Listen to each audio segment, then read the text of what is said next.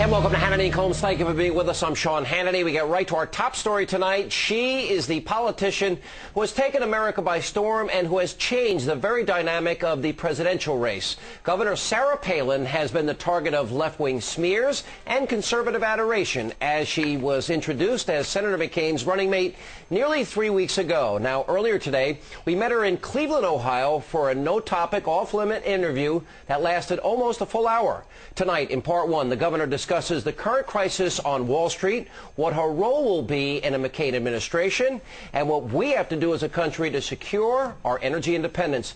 And we even got a reaction to the Saturday Night Live skit that everyone is talking about. She saw it too, and her response, well, it might surprise you. Also, Karl Rove will join us tonight with reaction, and a representative of the Obama campaign will also be here to respond. But we start tonight with Governor Palin herself in a Hannity Colmes exclusive interview.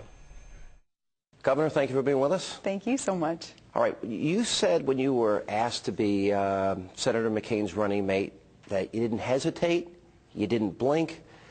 Tell us about the call when that came. Well, I found out about the actual selection just a couple days before you guys all did. Getting that nod was quite an experience, of course, because I knew that Senator McCain and his team had been doing a heck of a lot of research and vetting of many names. So, of course, just the utmost honor is what I felt when he actually said, "Do you want to help me do this?" And I said, "Absolutely. Let's get in there and let's reform. Let's shake some things up." What was your family's reaction? Was that time to huddle and have a hockey team meeting? It was a time of asking the girls to vote on it anyway, and they voted unanimously, yes. Didn't bother asking my son because, you know, he's going to be off doing his thing anyway, so he wouldn't be so impacted by at least the campaign period here. So asked the girls what they thought, and they're like, "Absolutely, let's do this, Mom." Let's talk about, Governor, obviously the economy is on the minds of many Americans. We got Lehman, we got Merrill, we've got AIG. Senator Barack Obama yesterday was attacking Senator McCain for saying that the fundamentals of the economy are strong. Do you believe that the fundamentals of our economy are strong? Well, it was an unfair attack on the verbiage that Senator McCain chose to use, because the fundamentals, as he was having to explain afterwards, he means our workforce. He means the ingenuity of the American people. And, of course, that is strong, and that is the foundation of our economy. So that was an unfair attack there, again, based on verbiage that John McCain used. Certainly, it is a mess, though. The economy is a mess, and there have been abuses on Wall Street, and that adversely affects Main Street. And it's that commitment that John McCain is articulating today, getting in there, reforming the way that Wall Street has been allowed to work, stopping the abuses, and that violation of the public trust that too many CEOs and top management of some of these companies, that abuse there has got to stop. It is, somebody was saying this morning, a toxic waste there on Wall Street affecting Main Street, and we've got to cure this. Through reform. Through reform, absolutely. Look at the oversight that has been lack, I believe. Here it's a 1930s type of regulatory regime overseeing some of these corporations, and we've got to get a more coordinated and a much more stringent oversight regime. Not that government is going to be solely looked to for the answers in all of the problems in Wall Street, but government can play a very, very appropriate role in the oversight as people are trusting these companies with their life savings, with their investments, with their insurance policies and construction bonds and everything else. When we see the collapse that we're seeing today, you know that something's broken, and John McCain has a great plan to get in there and fix it. Is Senator Obama then using what happened on Wall Street this week, is he using it for political gain? Is there a danger if a presidential candidate is saying to the world that America's situation, economic crisis, is the worst that we've seen in decades, which was words that he was using yesterday? Is there a danger in terms of the world hearing that?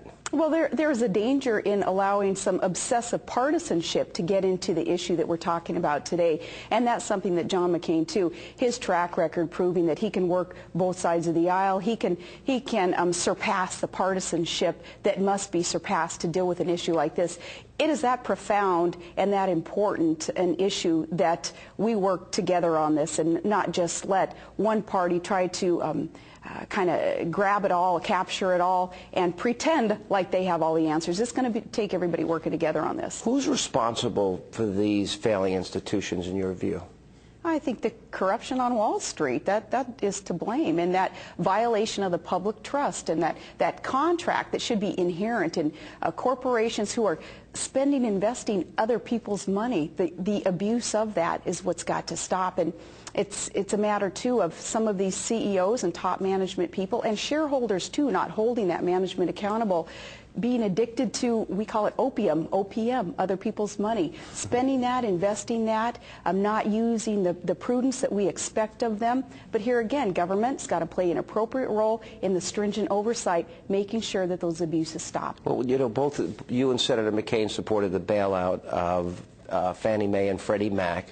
You both opposed the bailout or government intervention as it relates to Lehman or Merrill, but now we read this morning that AIG is going to get some type of government bailout. Was that the right call? Well, you know, first, Fannie and Freddie, different because quasi-government agencies there where government had to step in because the adverse impacts all across our nation, especially with homeowners, it's just too impacting. We had to step in there.